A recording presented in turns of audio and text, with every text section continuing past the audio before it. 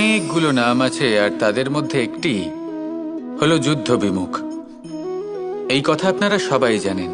দাদাও আমাকে বলেছেন যে তুমি এরকম কিভাবে যুদ্ধক্ষেত্র থেকে মুখ ঘুরিয়ে পালাতে পারো কানাই। দেখুন, যেটা সময়ের দাবি ছিল আমি সেটাই করেছি। যদি আমি রণভূমি ত্যাগ করে না পালাতাম, তাহলে কে জানে কত সৈনিক নিজেদের প্রাণ হারাতেন, কে জানে কতগুলি পরিবার নিজেদের বাঁচার আশা হারাতেন, কে বলতে পারে হয়তো কত প্রাণী এই সংসার ত্যাগ করতেন।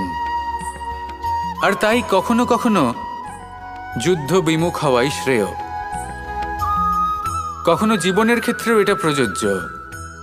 যদি দূরে চলে গেলে আপনার সম্ভাবনা বৃদ্ধি পায়, তাহলে দূরে চলে যান। দূরে চলে যান সেই সকল ব্যক্তিদের থেকে যারা কথায় কথায় আপনাকে অপমান করেন, আপনার নিন্দা করেন, আপনাকে বাধা দেওয়ার চেষ্টা করেন, আপনাকে ছোট করেন। কারণ তাদের সাথে থেকে, সেই সকল ব্যক্তিদের সাথে থাকলে যারা আপনার মূল্য বোঝেন না, আপনি নিজের আত্মসম্মান, নিজের আত্মবিশ্বাস, নিজের ব্যক্তিত্বকে নত করে ফেলবেন। দূরে চলে যান সেই সকল সংঘর্ষ থেকে, সেই সকল পরিস্থিতি থেকে যাদের সম্মুখীন হয়ে আপনি কোনো পরিণামেই পৌঁছতে পারবেন না। যদি আপনি এইভাবে যুদ্ধ বিমুখ হয়ে উঠতে পারেন, যদি এই প্রবৃত্তি আপনি নিজের মধ্যে জাগ্রত করতে পারেন, তাহলে আপনার সামনে সেই যুদ্ধ চলে আসবে যাতে বিজয় লাভ করে আপনি নিজের অস্তিত্ব খুঁজে পাবেন। আর সেটাই হলো সবথেকে বড় জয়লাভ। আসুন আমার সাথে ভালোবেসে বলুন, রাধা রাধা। এই সংসারের একটা নিয়ম আছে, বা বলতে পারেন লোকে তাই বলে, যে শক্তিশালী হয় সে শক্তিহীনকে নত করে দেয়। এমনটাই হয়, তাই না? আবশ্যক নয়। কখনো কখনো এমনও হয় একজন অসমর্থ ব্যক্তি সমর্থ ব্যক্তিকে নত করে দেন। এটা সম্ভব, এও হতে পারে। আর এটা তখন হতে পারে যখন তার মধ্যে ভালোবাসার শক্তি থাকে। ভালোবাসার শক্তি এই সংসারে সবথেকে বড় শক্তি হয়। এই ভালোবাসার শক্তি দ্বারাই নির্ধন সুদামা আমাকে দিয়ে নিজের পা ধুইয়ে নিল, কিছু না বলেই, কিছু না চেয়েই। এই কর্মের আধার ছিল শুধুমাত্র ভালোবাসা। খুব শক্তিশালী হয় এই ভালোবাসা। ভালোবাসার শক্তি দ্বারাই আপনি হিমালয় পর্বতকে নত করতে পারেন, তাহলে কি অসম্ভব হতে পারে? এই ভালোবাসার শক্তির সঞ্চার করুন, আর এই ভালোবাসার সাথেই বলুন, রাধা রাধা। মানুষের জীবনে স্বচ্ছতার একটা আলাদা গুরুত্ব আছে। যদি আপনি নিজেকে স্বচ্ছ রাখেন, তাহলে আপনার নিজেরও ভালো লাগবে, সামনের ব্যক্তিরও ভালো লাগবে, একটা অন্যরকম প্রভাব পড়বে। কিন্তু একজন শ্রেষ্ঠ ব্যক্তি কিভাবে হয়ে ওঠা সম্ভব? যার মধ্যে গুণ আছে, শিক্ষা আছে, শুভ চেতনা আছে, যিনি সৎকর্ম করেন। কিভাবে হব সেই ব্যক্তি যার মধ্যে জ্ঞান আছে? শুধুমাত্র স্বচ্ছ থাকলে তো তা হওয়া সম্ভব নয়। প্রথমে আপনাকে বুঝতে হবে যে মানুষের মধ্যে চারটি মূল তত্ত্ব আছে। প্রথম হলো তার শরীর, যার দ্বারা উনি যে কোনো কর্ম করে থাকেন।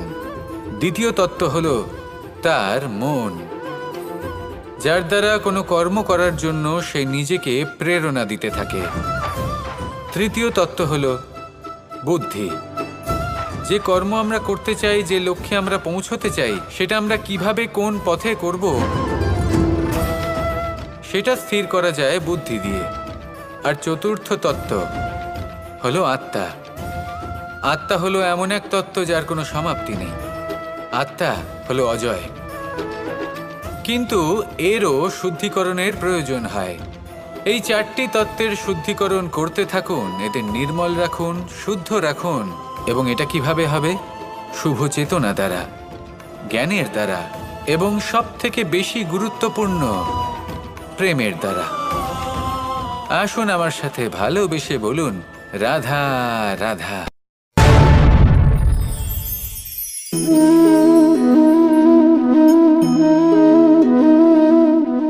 জল, এই সংসারের সমস্ত প্রধান তত্ত্বের মধ্যে একটি। এই জল যে কোনো জ্বালা দূর করে, আগুনকে নিভিয়ে দেওয়ার ক্ষমতা রাখে, অবিরল অবিচল ভাবে প্রবাহিত হতে পারে, একে কেউ বাধা দিতে পারে না। এর পথে বাধা সৃষ্টি করলে নিজের পথ নিজেই খুঁজে নেবে বা সে নিজেই নিজের পথ বানিয়ে নেবে, কিন্তু কখনো থামবে না। এই জল হলো মহান, আর এর একটা মহান গুণ আছে, এর নিজস্ব কোনো রং নেই। কিন্তু যখন মেঘ থেকে বৃষ্টিরূপে পৃথিবীতে ঝরে পড়ে, তখন সমস্ত সংসারকে রঙিন করে তোলে।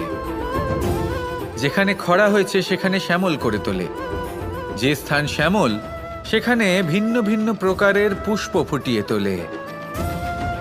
এই জল, এই জলের মতন আমাদের হতে হবে। ওর যেমন কোনো রং নেই, আমাদেরও যেন কোনো অহংকার না থাকে।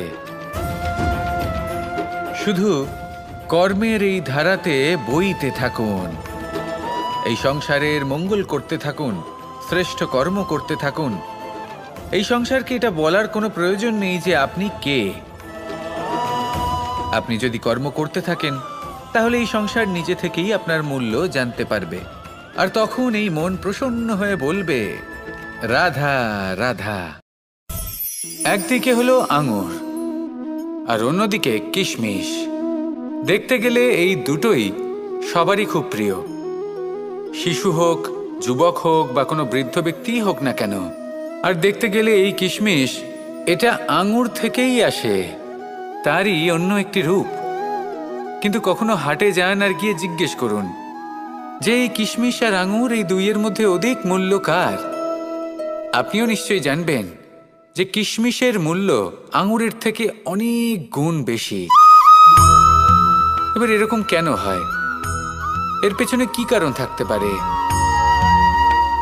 একদিকে হলো সেই আঙুর যা টাটকা অবস্থায় গাছ থেকে পেড়ে খাওয়া যায়, আর অন্যদিকে হলো কিশমিশ যাকে মাসের পর মাস রোদে ফেলে রাখা হয়।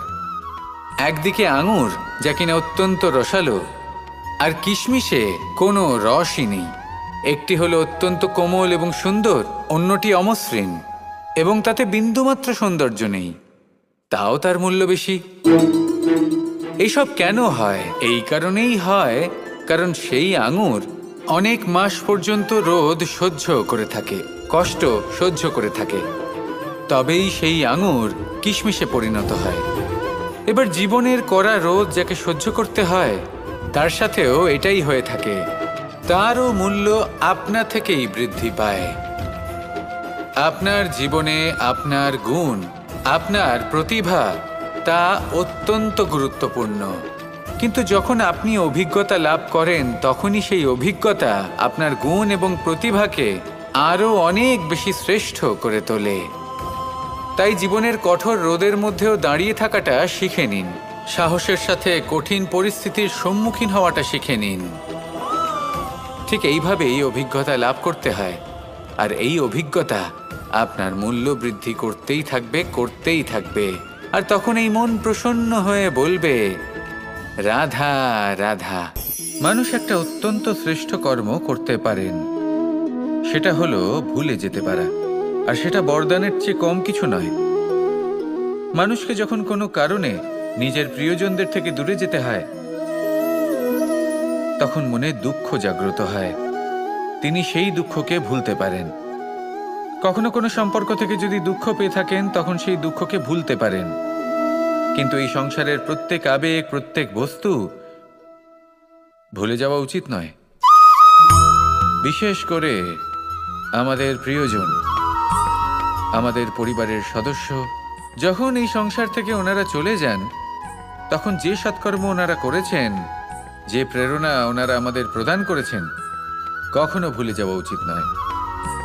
যখন আপনি কোনো উঁচু স্থানে পৌঁছে যান, আপনি সাফল্য লাভ করেন, তখন সেই সকল বন্ধুদের ভোলা উচিত নয় যারা আপনার সাথে আরম্ভ থেকে ছিল, যারা সবসময় আপনাকে সাহায্য করেছে।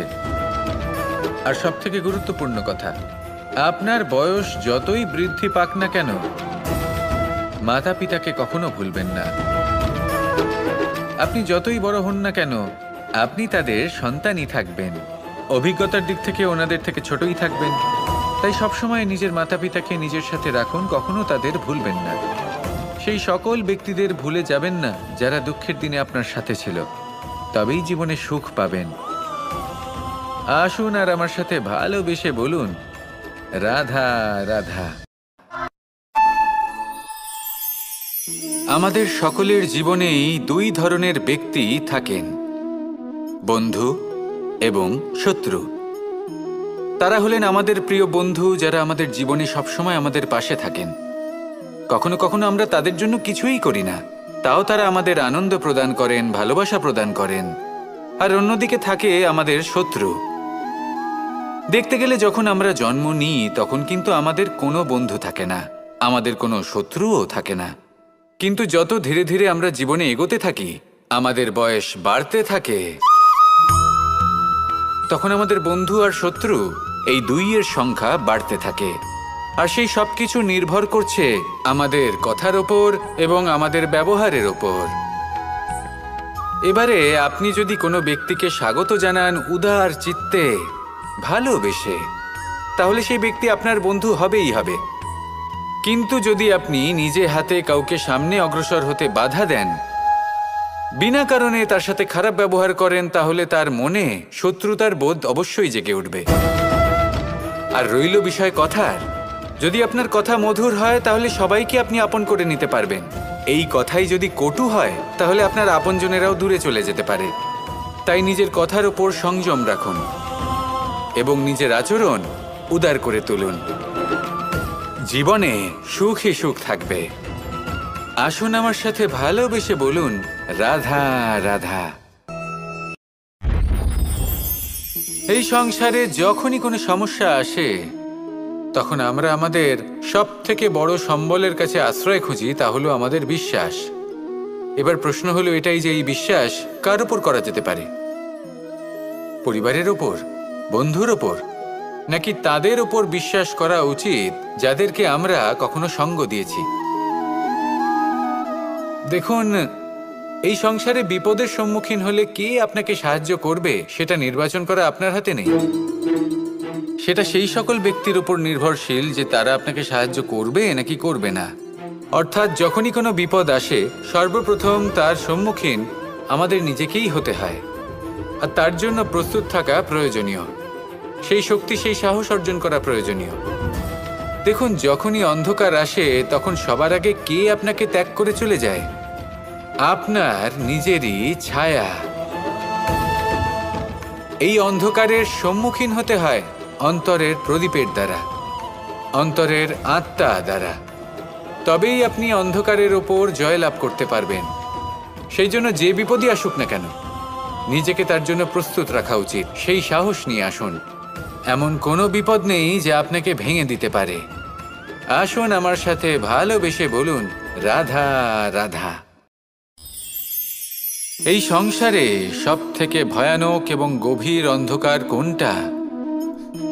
সেটা যখন মেঘ সূর্যকে ঢেকে দেয় এবং সংসার অন্ধকারাচ্ছন্ন হয়ে ওঠে, নাকি তখন যখন সূর্যাস্তের সময় ঘনিয়ে আসে, সূর্য ঢলে যায় এবং এই সংসারে অন্ধকার ছেয়ে যায়, নাকি সেই অমাবস্যার রাত্রি যখন চতুর্দিকে ঘন অন্ধকার থাকে এবং চন্দ্রমার প্রকাশ কোথাও থাকে না?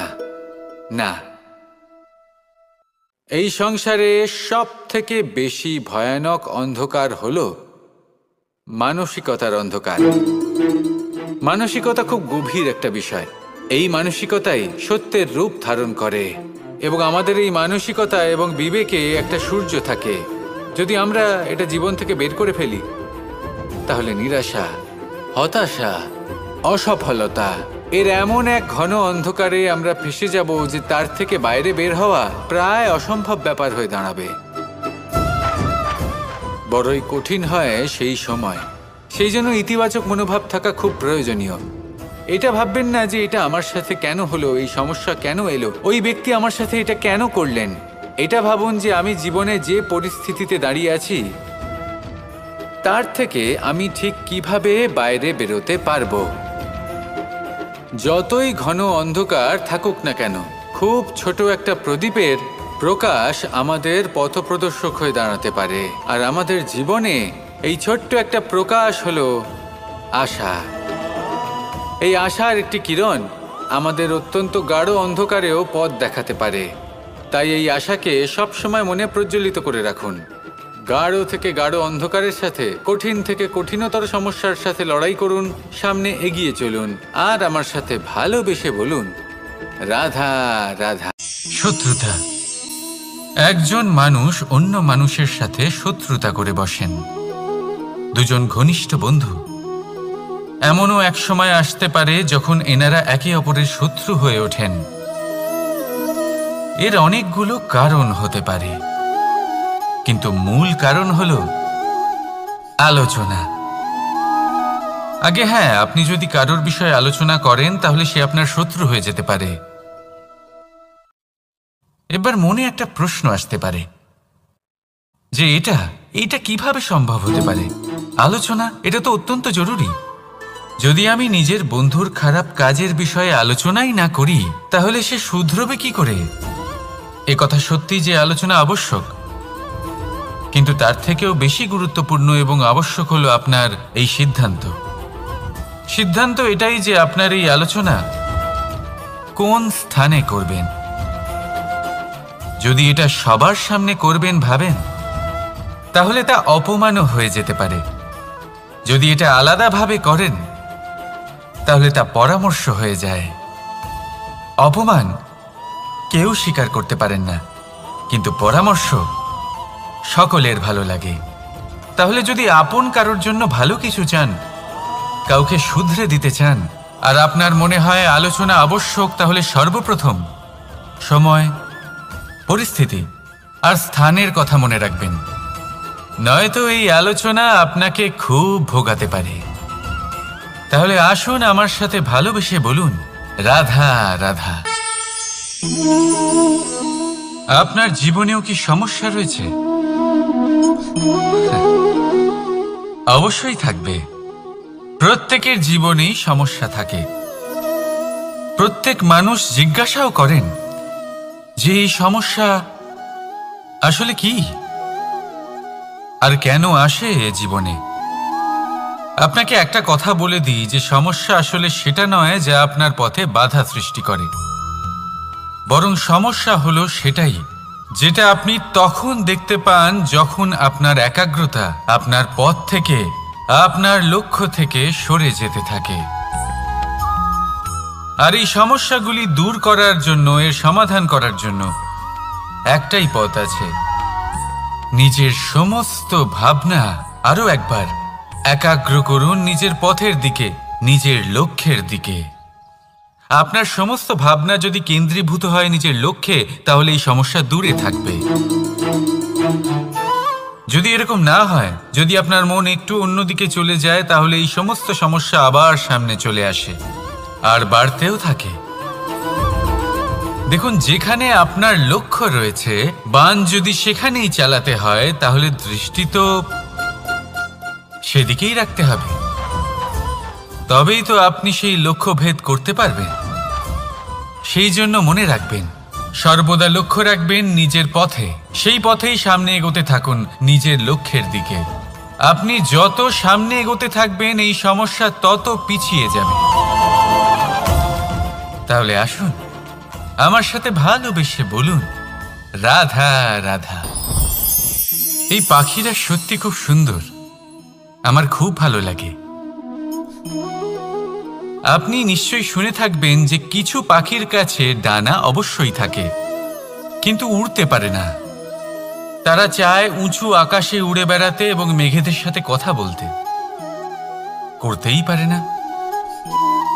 এবার এই সংসারেও পাওয়া যায় ঘুড়িও। এদের মধ্যে না জীবন আছে, না প্রাণ আছে, আর না আছে ডানা, কিন্তু এরা আকাশের সাথে কথা বলে, হাওয়ার বেগের সাথে কথা বলে, আনন্দ করে, উৎফুল্ল হয়ে ওঠে। আকাশে জীবনের কিছু মুহূর্ত কাটায়। তার কারণ কি হতে পারে? কারণ হলো সুতো। এই সুতো যদি সঠিক হাতে থাকে, তাহলে এই কাগজের তৈরি ঘুড়িও আকাশের উচ্চতায় উড়ে বেড়াতে পারে। এবার এই সুতো আসলে কি? এই সুতো হলো আসলে ভালোবাসা।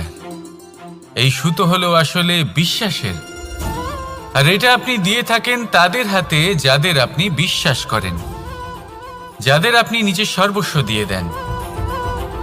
ভেবে দেখুন, এই ভালোবাসা আর বিশ্বাসের সুতো আপনি যদি সঠিক মানুষের হাতে দিয়ে দেন, তাহলে আপনি অনেক উচ্চতায় উঠতে পারবেন, আকাশের উচ্চতায় উড়ে বেড়াতে পারবেন, মেঘের সাথে কথা বলতে পারবেন, পাখিদের মতো উড়তে পারবেন, যা ইচ্ছে তাই করতে পারবেন।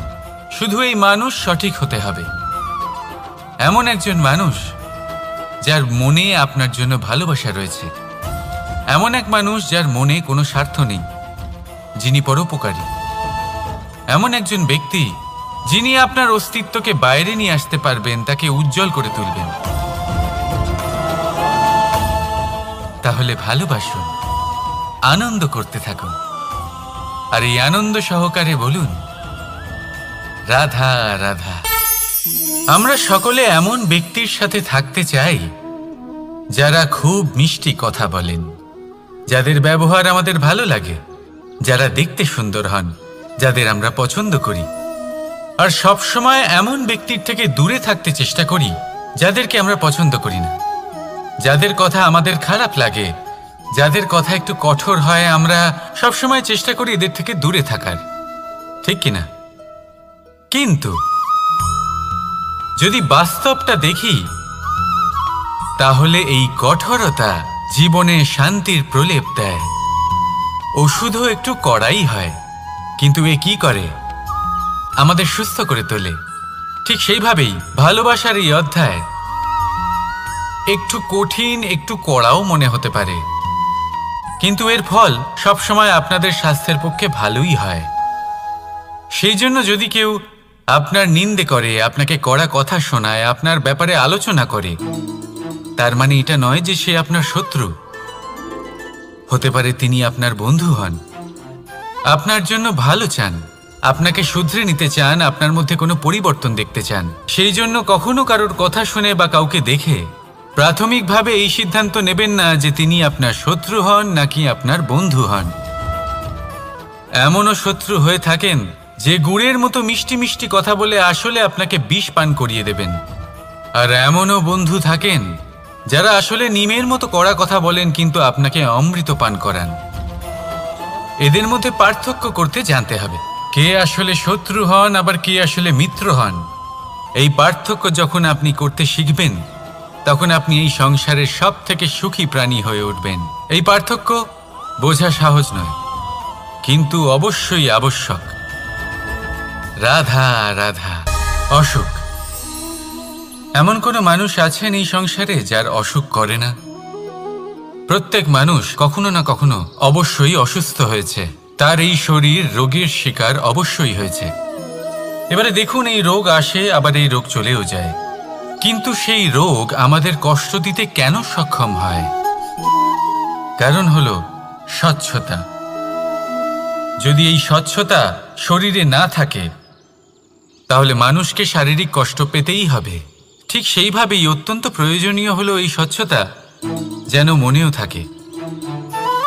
যদি এই স্বচ্ছতা মনে না থাকে, তাহলে মানুষ চারিত্রিকভাবে কষ্ট সহ্য করেন। এবারে নিবারণ কি হতে পারে? বড়ই সহজ এর উপশম। যদি রোগ শরীরে হয়, তাহলে সর্বপ্রথম স্বচ্ছতা বজায় রাখতে শিখুন, এই শরীরকে পরিষ্কার রাখতে শিখুন। বিচক্ষণতার সাথে এই রোগের সম্মুখীন হন, ভয় পাওয়ার কোনো দরকার নেই। ব্যায়াম করতে থাকুন, সব ঠিক হয়ে যাবে। সেইভাবেই যদি এই অসুখ মনে হয়, তাহলে কি করা যায়? সর্বপ্রথম তার আধারের উপরে নজর দিন। আপনার এই আধারই হলো আপনার আহার। যা আপনি আহার করবেন, সেরকমই মানুষ হয়ে উঠবেন। সেইভাবেই আপনি যেরকম ভাবেন, সেরকমই মানুষ হয়ে উঠবেন। সেই জন্য নিজের ভাবনাকে শুভ করুন, নিজের দৃষ্টিভঙ্গিকে শুভ করে তুলুন, সব কিছু সঠিক হবে। আপনার আমার সবার মধ্যেই এক রাক্ষস বাস করে, তার সম্মুখীন হন, তাকে পরাস্ত করুন। তাহলে এই রোগ সে শরীরেই হোক বা মনের মধ্যে, যদি সঠিক সময় তাকে আটকানো না যায়, তাহলে যে কোনো সময় তা মহামারীর রূপ ধারণ করবে। সেই জন্য সাবধানে থাকুন, সুস্থ থাকুন। তাহলে আসুন, আমার সাথে ভালোবেসে বলুন, রাধা রাধা।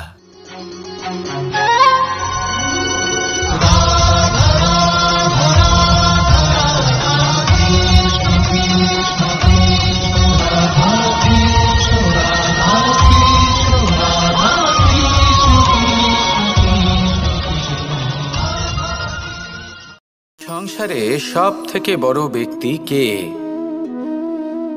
আপনি বলবেন এ কেমন ধরনের প্রশ্ন, কিন্তু এটা হলো সব থেকে উচিত প্রশ্ন। কেউ এর উত্তর দেবে যে সেই মহাপ্রতাপী রাজা তিনি হলেন সব থেকে বড় ব্যক্তি, সেই বড় রাজনীতিবিদ তিনিই সব থেকে বড় ব্যক্তি। আমি আপনাকে জানাই যে সংসারের সব থেকে বড় ব্যক্তি হলেন তিনি, যার সাথে দেখা করলে আপনি নিজেকে ছোট মনে করবেন না। কোনো ব্যক্তি যিনি সব থেকে বেশি শক্তিশালী, আপনি যদি তার সামনে যান তাহলে উনি আপনার অন্তরের শক্তিকে বাইরে বের করে আনবে, আপনার অন্তরের লুকিয়ে থাকা শক্তিকে জাগ্রত করতে প্রেরণা প্রদান করবে। তিনি হলেন বড় ব্যক্তি, তিনি হলেন মহান ব্যক্তি। তিনি নন যিনি নিজের বল এবং ঐশ্বর্য দ্বারা আপনাকে তার সামনে ছোট প্রমাণ করবেন। এবং সেই জন্য মহাদেব আমার আরাধ্য হলেন আমার খুব প্রিয়। কারণ রাজা হোক বা ফকির, কেউ যদি ওনার সামনে যান তাহলে সে নিজেকে ছোট মনে করেন না। আপনিও যদি জীবনে অনেক বড় হতে চান তাহলে কাউকে কখনো নিজেকে ছোট মনে করতে দেবেন না। তার অন্তরে বড় হয়ে ওঠার প্রেরণা প্রদান করুন। আসুন আমার সাথে ভালোবেসে বলুন, রাধা রাধা। সংসারে আমাদের জীবনে যখন কোনো সুখ বা দুঃখ আসে, তার জন্য আমরা কাউকে না কাউকে অবশ্যই দায়ী করে থাকি, তাই না? এই ব্যক্তি আমাদের সাথে এরকম কাজ করেছেন, তাই আমার সাথে এমন হলো। ওই ব্যক্তি যদি এমনটা না করতেন তাহলে আজ আমি ওই স্থানে পৌঁছতে পারতাম। সবই আপনার দৃষ্টিভঙ্গির ওপর নির্ভরশীল, আর যদি আপনার দৃষ্টিভঙ্গি এমন হয় তাহলে তা অনুচিত। সত্যি কথা বলতে এই সংসারে ভিন্ন ভিন্ন ধরনের মানুষ আছে। এটা আপনার ওপর নির্ভর করছে কিভাবে তাদের স্বাগত জানাবেন। একবার ভাবুন, আমি আমার দুটো হাত সামনে নিয়ে এলাম, দুটো মুঠো খুলে দিলাম। দুই প্রকারের মানুষ আসবেন, কিছু না কিছু দিয়ে যাবেন। এই মুঠো যদি আমি বন্ধ করে দিই তাহলে না কেউ আমাকে কিছু দিতে পারবে, না আমার কিছু যাবে আসবে। নিশ্চয়ই বুঝতে পারছেন এই দুই ধরনের ব্যক্তি কারা এবং তারা কি দিয়ে যান। আমি যদি নিজের মুঠো খুলে দিই তাহলে কিছু ভালো মানুষ আসবেন, আমাকে আনন্দ, সন্তুষ্টি, জ্ঞান প্রদান করে যাবেন, ভালো অভিজ্ঞতা দিয়ে যাবেন। কোনো খারাপ ব্যক্তি যদি আসেন তাহলে তিনিও খারাপ অভিজ্ঞতা দেবেন, যার থেকে আমি শিক্ষা লাভ করব। এই সব কিছু আমি লাভ করতে পারি। মুঠো যদি বন্ধ করে রাখি তাহলে আমি কিছুই পাবো না। দেখুন, এই সংসারে প্রত্যেকের জীবনে এইরকম। প্রত্যেকের জীবনে সবকিছুই আছে, ভালো খারাপ দুই মানুষই আছে, ভালো অভিজ্ঞতা আছে, খারাপ অভিজ্ঞতা আছে। নির্ভর করছে আপনার উপর যে আপনি কি করবেন, এনাদের স্বাগত কিভাবে জানাবেন, কার থেকে কি বুঝবেন, কি শিখতে পারবেন, আর কোন দৃষ্টিভঙ্গি নিয়ে অগ্রসর হবেন। এটাই নির্ধারণ করবে যে আপনার জীবন কেমন হবে। আসুন আমার সাথে ভালোবেসে বলুন, রাধা রাধা। জীবনে যখন কোনো ব্যক্তি নিজের লক্ষ্য প্রাপ্তির জন্য নিরন্তর পরিশ্রম করতে থাকেন, চেষ্টা করতে থাকেন, তখন তিনি কষ্ট অনুভব করেন, কখনো শারীরিক কষ্ট, কখনো মানসিক কষ্ট। এবার উনি এটা ভাবতে থাকেন যে আমি কি উচিত করছি নাকি অনুচিত করছি। কারণ অন্যদিকে এমন একজন ব্যক্তিও আছেন যিনি একদমই পরিশ্রম, চেষ্টা করছেন না। তিনি মদিরা পান করেন, বিলাসিতায় জীবন কাটান, অলস প্রকৃতির হয়ে ওঠেন, নিদ্রাতে বিলীন হয়ে থাকেন আর ভাবেন যে তিনি সুখ লাভ করছেন। কিন্তু এরকম কেন হয়? কারণ যখন আমরা সৎ পথে থাকি, উচিত পথে চলি, লক্ষ্য প্রাপ্ত করার জন্য চেষ্টা করতে থাকি, তখন আমাদের ভেতরে থাকা নেতিবাচক শক্তি এবং পাপ এই দেহকে ত্যাগ করে দেয়। আর এই অনুভূতিটাই আমাদের দুঃখের অনুভূতি দেয়, কষ্ট দেয়।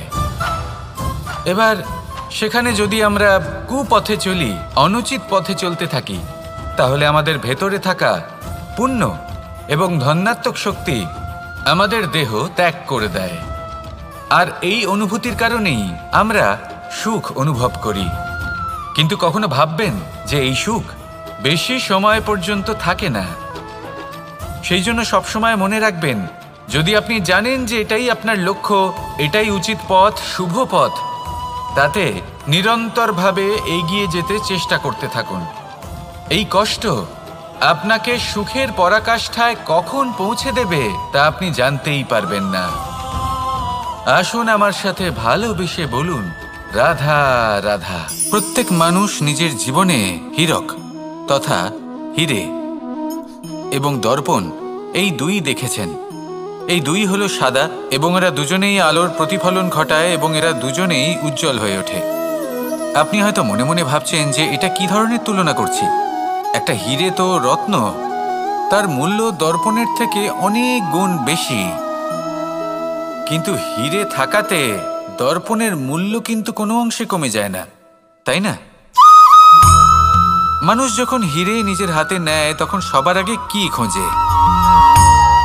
দর্পণ, যাতে তার মধ্যে দিয়ে দেখে সে বুঝতে পারে যে সেই হীরে আদৌ তার শোভাবর্ধন করছে কিনা, তাকে ভালো দেখাচ্ছে কিনা, প্রসাধনের জন্য সেটা ব্যবহার করা ঠিক হবে কিনা।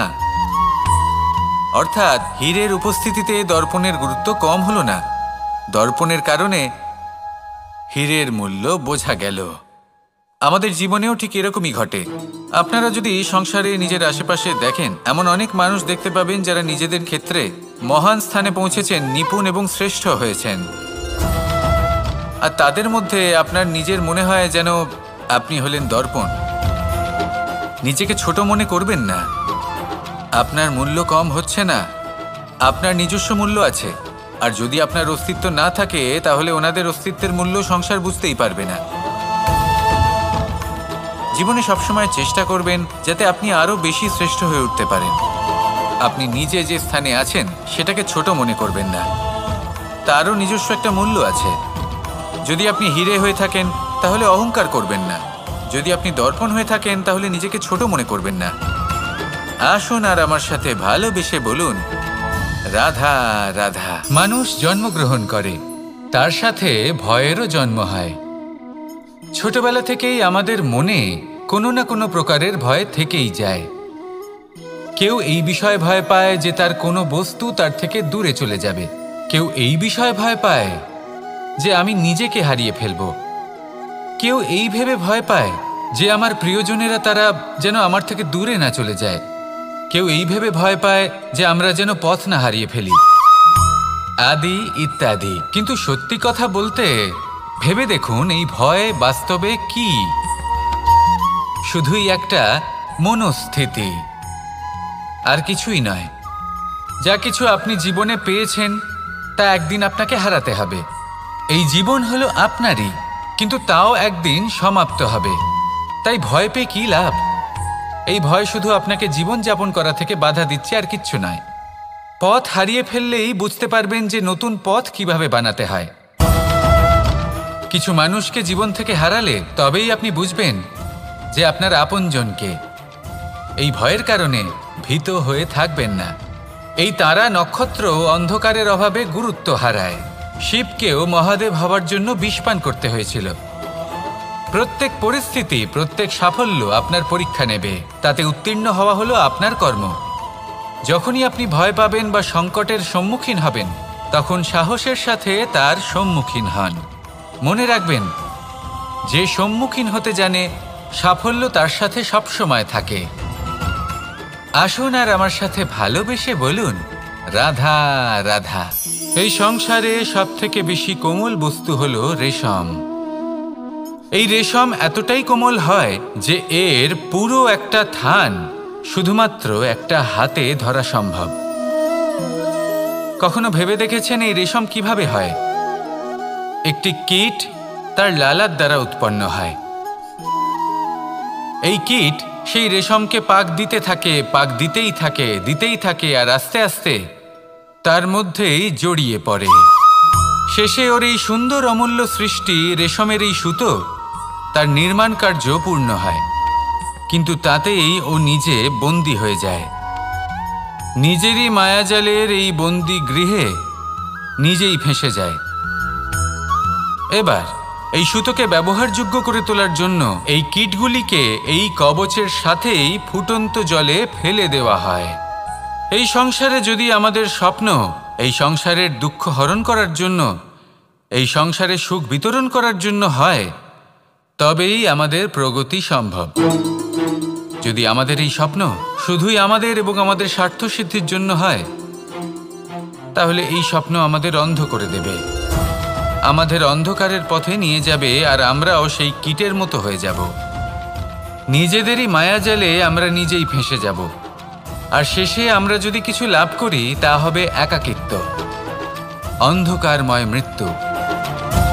তাই স্বপ্ন অবশ্যই দেখুন, কিন্তু এমনভাবে স্বপ্ন দেখবেন না যে তার এই বন্দিগৃহে আপনি নিজেই ফেঁসে গেলেন। স্বপ্ন দেখুন পরোপকারের, পরমার্থের, সবাইকে উদ্ধারের, অন্ধকারের নয়। তবেই কল্যাণ হবে, আর তবেই এই হৃদয় প্রসন্ন হয়ে বলবে, রাধা রাধা। মানুষ যখন এই সংসারে প্রবেশ করে, অর্থাৎ জন্মগ্রহণ করে, তখন নিশ্চিন্তে থাকে, আনন্দে থাকে। কিন্তু যেইমাত্র তার মধ্যে বোধশক্তি আসে, তখন সে চিন্তা করতে শুরু করে। চিন্তা ভবিষ্যতের, সেই সমস্ত বিষয় নিয়ে চিন্তা করে যা ওর হাতে নেই। তারপর বড় হয়, বিবাহ সম্পন্ন হয়, গৃহস্থ জীবন যাপন করে, তারপর আবার চিন্তায় মগ্ন হয়ে যায়। ভাবে, এই যে আমার পরিবার, আমি কি ঠিকমতো তার খেয়াল রাখতে পারছি? কাল যখন আমি এই সংসার থেকে চলে যাব, তখন আমার এই পরিবারের দেখাশোনা কে করবে? শেষ পর্যন্ত এই পরিবার তো আমারই উত্তরদায়িত্ব। যাক, আপনাকে একটা প্রশ্ন করি।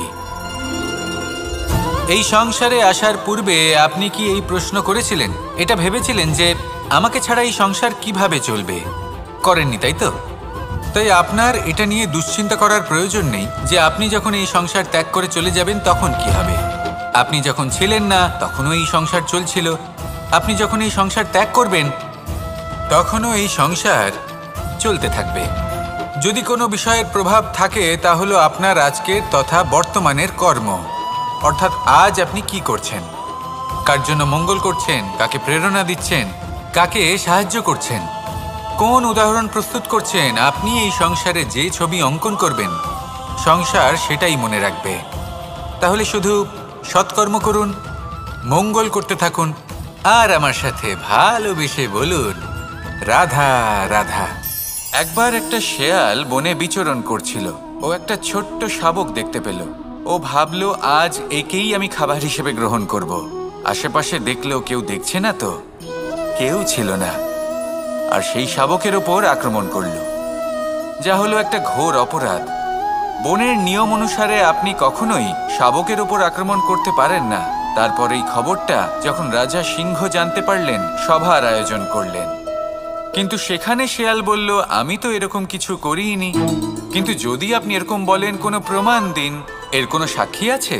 তখন রাজা সিংহ পেঁচাকে ডেকে পাঠালেন, যে সেই মুহূর্তে বৃক্ষের শাখার ওপর বসেছিল, সে সব কিছু দেখেছিল। পেঁচা সব সত্যি কথা বলল, আর শেয়ালকে মৃত্যুদণ্ড দেয়া হলো। এবার এই কাহিনী আমি আপনাকে কেন শোনালাম?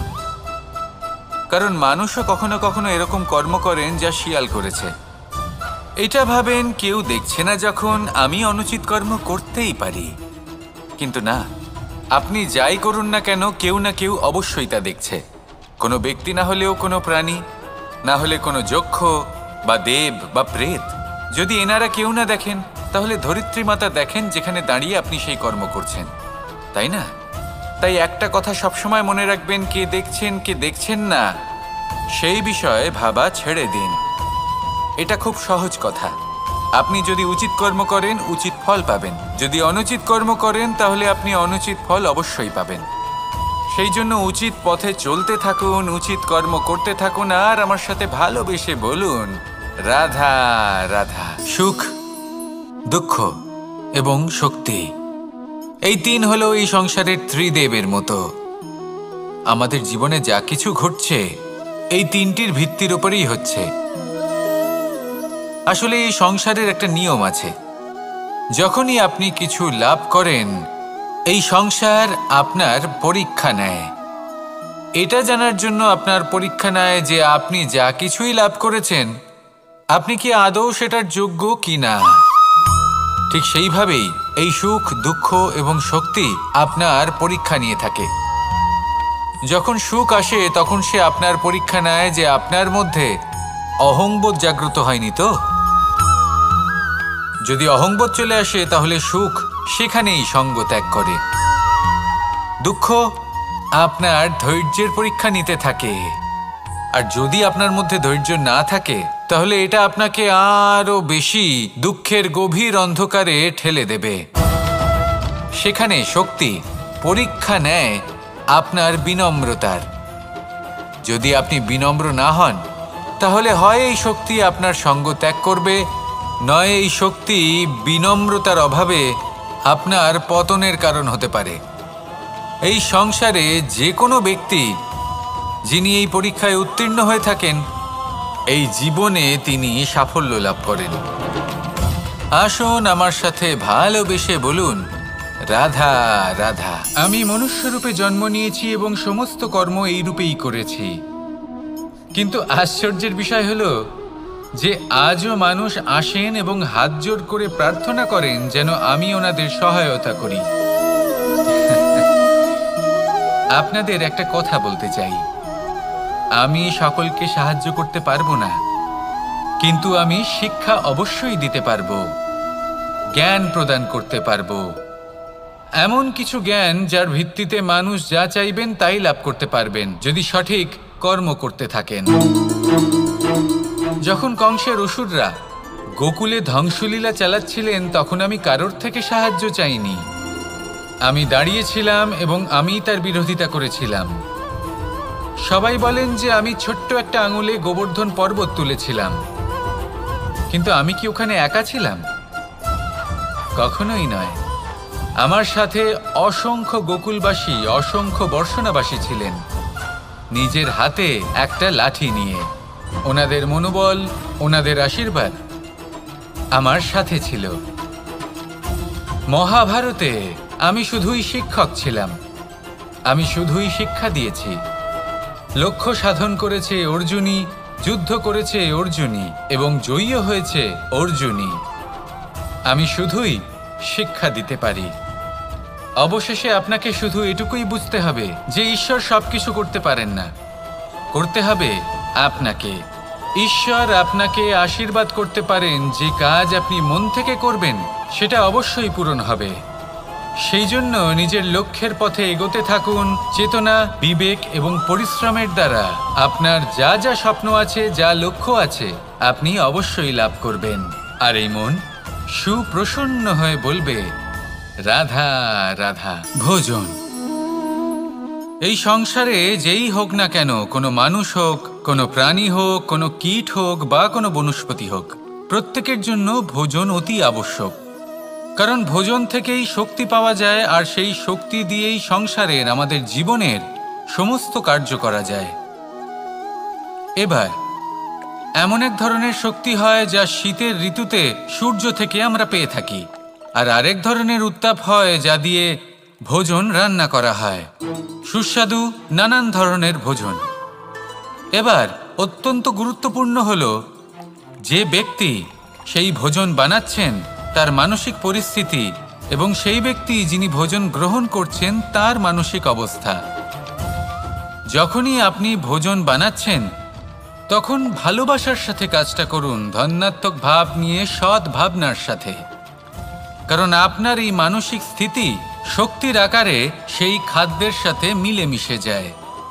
আর যখনই আপনি ভোজন গ্রহণ করছেন তখন সদ্ভাবনার সাথে, প্রসন্নতার সাথে গ্রহণ করুন, ধন্যাত্মক ভাব নিয়ে। যদি আপনি প্রসন্নতার সাথে রান্না করেন, প্রসন্নতার সাথে খাদ্য গ্রহণ করেন, তাহলে আপনি প্রসন্নই থাকবেন, আর মন সুপ্রসন্ন হয়েই বলবে, রাধা রাধা।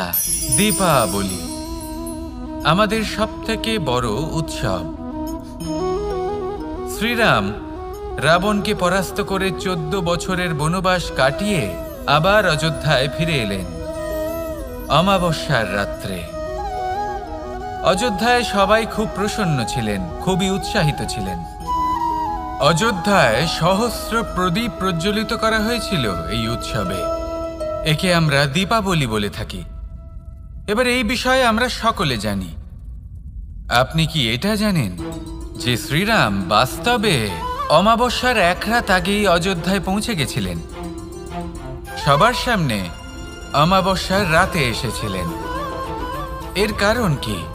শ্রীরাম প্রমাণ করতে চেয়েছিলেন যে যে কোনো সময়, দিন হোক বা রাত, শুভ বা অশুভ হয় না। শুভ অশুভ কিছু থাকলে তা হলো মানুষের চিন্তা, তার ভাবনা, তার নির্বাচন আর তার কর্ম। নিজেই দেখে নিন, শ্রীরাম শুভ কাজ করে ফিরেছিলেন এবং অমাবস্যার মতো গভীর এক রাত্রিকেও দীপাবলিতে পরিবর্তিত করেছিলেন। এমনটাই যদি আমরা করতে পারি, তাহলে এমন কোনো গৃহে যান যেখানে অসহায় ব্যক্তি রয়েছেন, যা অন্ধকারাচ্ছন্ন, আর সেখানে প্রকাশ প্রজ্বলিত করুন। প্রকাশ সহায়তার, প্রেরণার, আশার। যদি এমন কিছু আমরা করতে পারি, তাহলে তাকে প্রকৃত অর্থে দীপাবলি বলা যেতে পারে। তাহলে নিজের পরিবারের সাথে দীপাবলি পালন করুন। আপনাদের শুভেচ্ছা জানাই। আসুন আর আমার সাথে ভালোবেসে বলুন, রাধা রাধা। এই শুকনো পাতাটিকে দেখুন, নিষ্প্রাণ হয়ে পড়েছে। কোনো একটা সময় এই পাতাটি একটা গাছের ডালে ছিল। সেই গাছ ওর লালন পালন করত। যখন যখন বাতাস বইত, এই পাতায় কম্পন দেখা দিত, মনকে প্রফুল্ল করে তুলত। কোনো একদিন এই পাতা গাছের ডাল থেকে ঝরে পড়ে গেল। নিঃসন্দেহে ও নিজের স্বাধীনতা পেল, কিন্তু আস্তে আস্তে শুকিয়ে গেল, নিষ্প্রাণ হয়ে গেল। দেখুন, আমি এই কথা বলছি না যে স্বাধীনতা অনুচিত, কখনোই না। কিন্তু যে কোনো পরিস্থিতিতে স্বাধীন হতে চাওয়া, এটা নিশ্চিতরূপে অনুচিত। আমরা যদি আমাদের জীবনে পরিবারের গুরুত্ব ভেবে দেখি, তাহলে এই পরিবারে যতই মতভেদ থাকুক না কেন, যতই মনোমালিন্য থাকুক না কেন, যতই বিবাদ থাকুক না কেন, এই সব মিটিয়ে নেওয়া অত্যন্ত প্রয়োজনীয়। সেই সব কিছু সমাপ্ত করা অত্যন্ত প্রয়োজনীয়। কখনো এই পরিবারকে ভাঙতে দেবেন না, কখনো এই পরিবার থেকে দূরে চলে যাবেন না। এই পরিবার হলো আমাদের জীবনের একটা অমূল্য সম্পদ, অমূল্য এক আশ্রয়, যা এই সংসারে হয়তো কোথাও আপনি পাবেন না। তাই একে আগলে রাখুন। ভেবে নিন, আপনি পাতা আর আপনার পরিবার সেই গাছ। আসুন আমার সাথে ভালোবেসে বলুন, রাধা রাধা।